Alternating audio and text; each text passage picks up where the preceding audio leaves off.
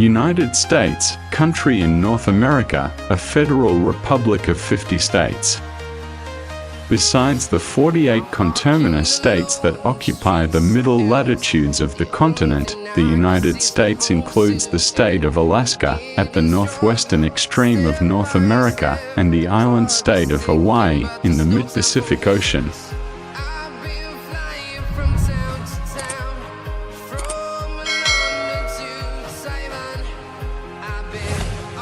The conterminous states are bounded on the north by Canada, on the east by the Atlantic Ocean, on the south by the Gulf of Mexico and Mexico, and on the west by the Pacific Ocean. The United States is the fourth largest country in the world in area, after Russia, Canada, and China. The national capital is Washington, which is coextensive with the District of Columbia, the federal capital region created in 1790. United States. The major characteristic of the United States is probably its great variety. Its physical environment ranges from the Arctic to the subtropical, from the moist rainforest to the arid desert, from the rugged mountain peak to the flat prairie. Although the total population of the United States is large by world standards, its overall population density is relatively low. The country embraces some of the world's largest urban concentrations as well as some of the most extensive areas that are almost devoid of habitation. The United States contains a highly diverse population. Unlike a country such as China that largely incorporated indigenous peoples, the United States has a diversity that to a great degree has come from an immense and sustained global immigration. Probably no other country has a wider range of racial, ethnic, and cultural types than does the United States. In addition to the presence of surviving Native Americans, including American Indians, Aleuts, and Eskimos, and the descendants of Africans taken as enslaved persons to the New World, the national character has been enriched, tested, and constantly redefined by the tens of millions of immigrants who by and large have come to America hoping for greater social, political, and economic opportunities than they had in the places they left.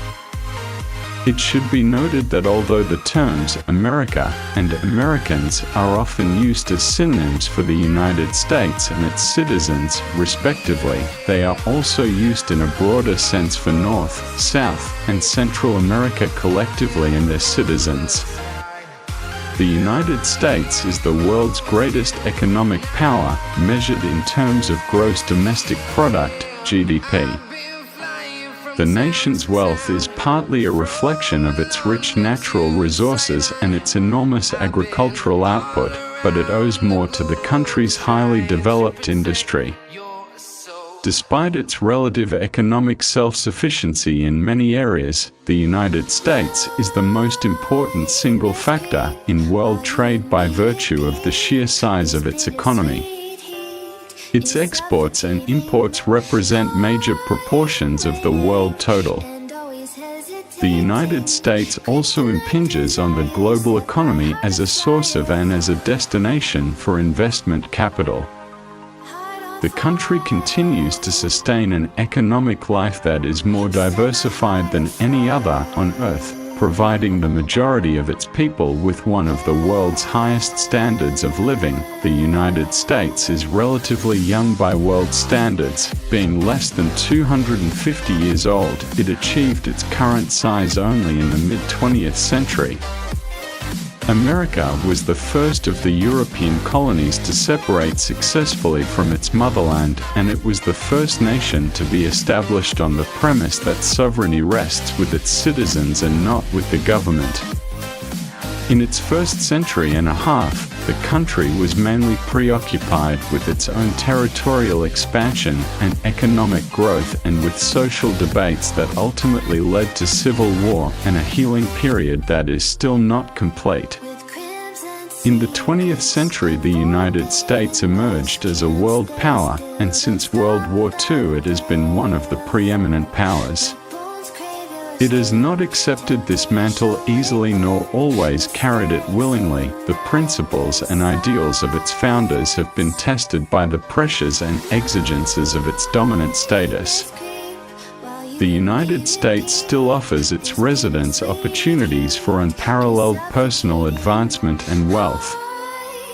However, the depletion of its resources, the contamination of its environment, and the continuing social and economic inequality that perpetuates areas of poverty and blight all threaten the fabric of the country. The District of Columbia is discussed in the article Washington. For discussion of other major U.S. cities, see the articles Boston, Chicago, Los Angeles, New Orleans, New York City, Philadelphia, and San Francisco. Political units in association with the United States include Puerto Rico, discussed in the article Puerto Rico, and several Pacific Islands, discussed in Guam, Northern Mariana Islands, and American Samoa. The two great sets of elements that mold the physical environment of the United States are, first, the geologic, which determines the main patterns of landforms, drainage, and mineral resources and influences soils to a lesser degree, and, second, the atmospheric, which dictates not only climate and weather but also in large part the distribution of soils, plants, and animals. Although these elements are not entirely independent of one another, each produces on a map patterns that are so profoundly different that essentially they remain two separate geographies. Since this article covers only the conterminous United States, see also the articles Alaska and Hawaii. The center of the conterminous United States is a great sprawling interior lowland, reaching from the ancient Shield of central Canada on the north to the Gulf of Mexico on the south. To east and west this lowland rises, first gradually and then abruptly, to mountain ranges that divide it from the sea on both sides. The two mountain systems differ drastically. The Appalachian Mountains on the east are low, almost unbroken, and in the main set well back from the Atlantic. From New York to the Mexican border stretches the low coastal plain, which faces the ocean along a swampy, convoluted coast. The gently sloping surface of the plain extends out beneath the sea, where it forms the continental shelf, which, although submerged beneath shallow ocean water, is geologically identical to the coastal plain.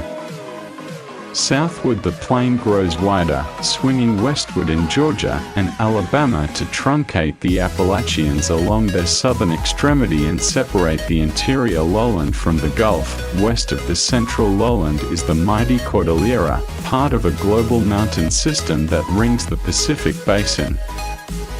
The Cordillera encompasses fully one-third of the United States, with an internal variety commensurate with its size.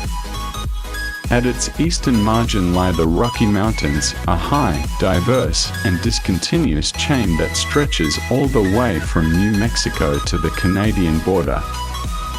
The Cordillera's western edge is a Pacific coastal chain of rugged mountains and inland valleys, the whole rising spectacularly from the sea without benefit of a coastal plain.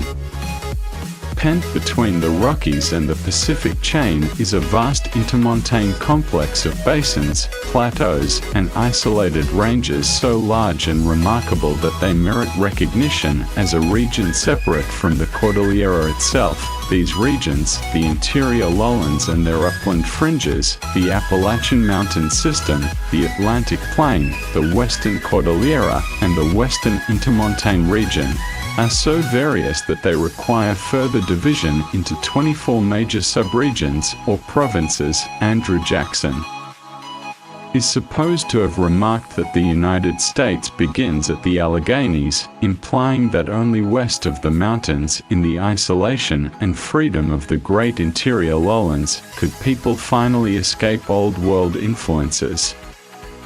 Whether or not the lowlands constitute the country's cultural core is debatable, but there can be no doubt that they comprise its geologic core and in many ways its geographic core as well. This enormous region rests upon an ancient, much-eroded platform of complex crystalline rocks that have for the most part lain undisturbed by major orogenic, mountain-building, activity for more than 600 million years.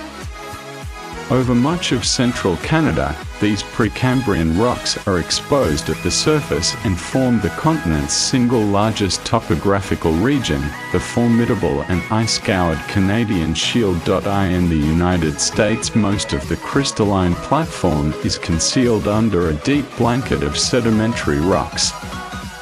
In the far north, however, the naked Canadian Shield extends into the United States far enough to form two small but distinctive landform regions, the rugged and occasionally spectacular Adirondack Mountains of northern New York and the more subdued and austere Superior Upland of northern Minnesota, Wisconsin, and Michigan.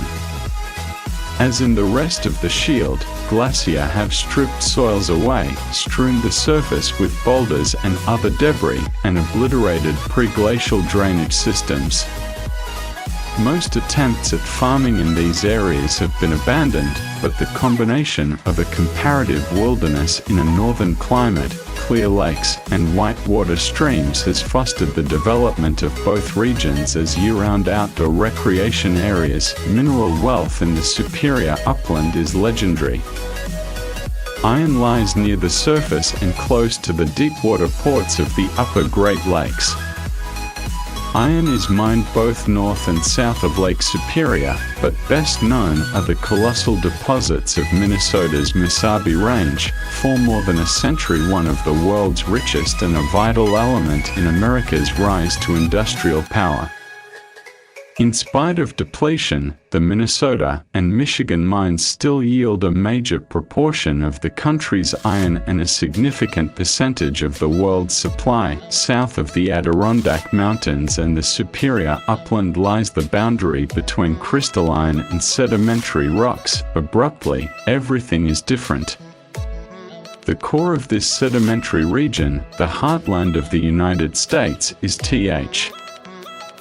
Eastward from the central lowland, the Appalachian Plateau, a narrow band of dissected uplands that strongly resembles the Ozark Plateau, and interior low plateaus in steep slopes, wretched soils, and endemic poverty, forms a transition between the interior plains and the Appalachian Mountains. Usually, however, the Appalachian Plateau is considered a subregion of the Appalachian Mountains, partly on grounds of location, partly because of geologic structure. Unlike the other plateaus, where rocks are warped upward, the rocks there form an elongated basin, wherein bituminous coal has been preserved from erosion. This Appalachian coal, like the Mesabi iron that it complements in U.S. industry, is extraordinary. Extensive, thick, and close to the surface, it has stoked the furnaces of northeastern steel mills for decades and helps explain the huge concentration of heavy industry along the lower Great Lakes. The western flanks of the interior lowlands are the Great Plains, a territory of awesome bulk that spans the full distance between Canada and Mexico in a swath nearly 500 miles, 800 kilometers wide. The Great Plains were built by successive layers of poorly cemented sand, silt, and gravel, debris laid down by parallel east-flowing streams from the Rocky Mountains. Seen from the east, the surface of the Great Plains rises inexorably from about 2,000 feet, 600 meters, near Omaha, Nebraska, to more than 6,000 feet, 1,825 meters, at Cheyenne, Wyoming, but the climb is so gradual that popular legend holds the Great Plains to be flat.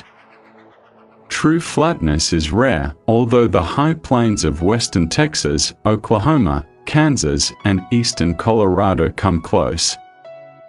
More commonly, the land is broadly rolling, and parts of the northern plains are sharply dissected into badlands. The main mineral wealth of the interior lowlands derives from fossil fuels. Coal occurs in structural basins protected from erosion, high-quality bituminous in the Appalachian, Illinois, and western Kentucky basins, and subbituminous and lignite in the eastern and northwestern Great Plains. Petroleum and natural gas have been found in nearly every state between the Appalachians and the Rockies, but the mid-continent fields of western Texas and the Texas Panhandle, Oklahoma, and Kansas surpass all others. Aside from small deposits of lead and zinc, metallic minerals are of little importance. The Appalachian Mountain System Screw Auger Falls in the Mahoosic Range, northern Appalachian Mountains, Maine. The Appalachians dominate the eastern United States and separate the eastern seaboard from the interior with a belt of subdued uplands that extends nearly 1,500 miles. 2,400 kilometers from northeastern Alabama to the Canadian border. They are old, complex mountains, the eroded stumps of much greater ranges. Present topography results from erosion that has carved weak rocks away, leaving a skeleton of resistant rocks behind as highlands. Geologic differences are thus faithfully reflected in topography. In the Appalachians, these differences are sharply demarcated and neatly arranged, so that all the major subdivisions except New England lie in strips parallel to the Atlantic and to one another. The core of the Appalachians is a belt of complex metamorphic and igneous rocks that stretches all the way from Alabama to New Hampshire.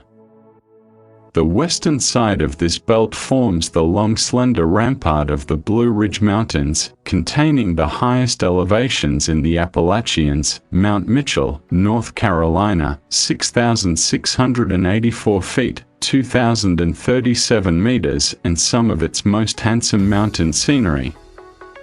On its eastern, or seaward, side, the Blue Ridge descends in an abrupt and sometimes spectacular escarpment to the Piedmont, a well-drained, rolling land, never quite hills, but never quite a plain.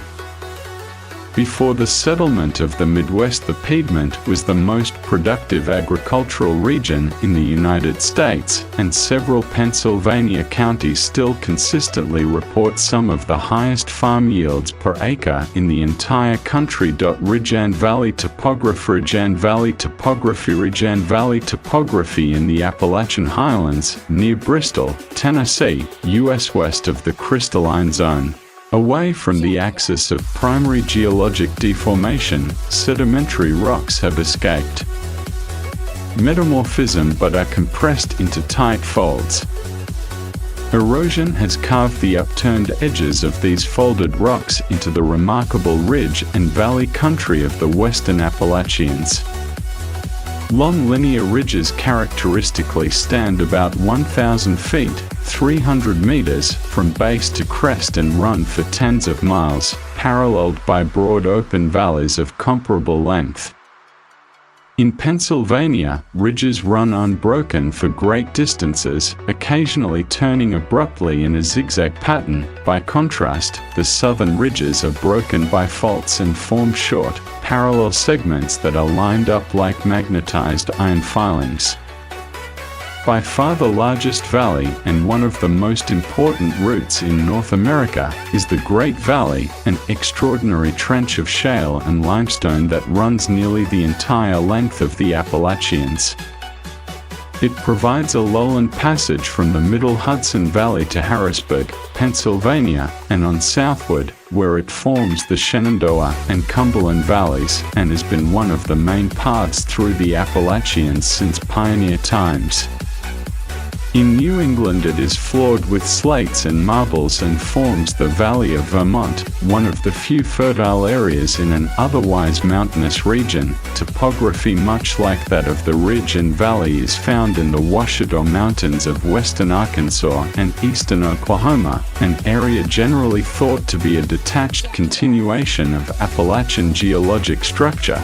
The intervening section buried beneath the sediments of the lower Mississippi Valley, the once glaciated New England section of the Appalachians is divided from the rest of the chain by an indentation of the Atlantic. Although almost completely underlain by crystalline rocks, New England is laid out in north-south bands, reminiscent of the southern Appalachians.